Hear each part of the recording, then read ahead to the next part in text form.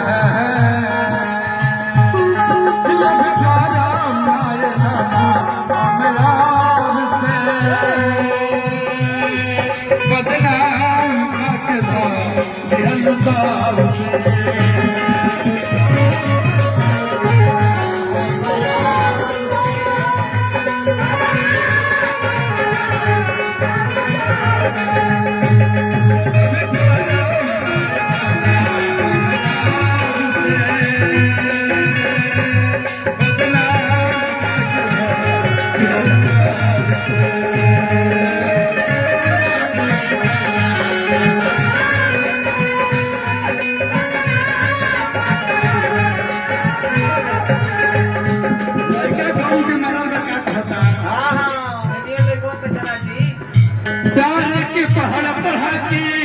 हो गई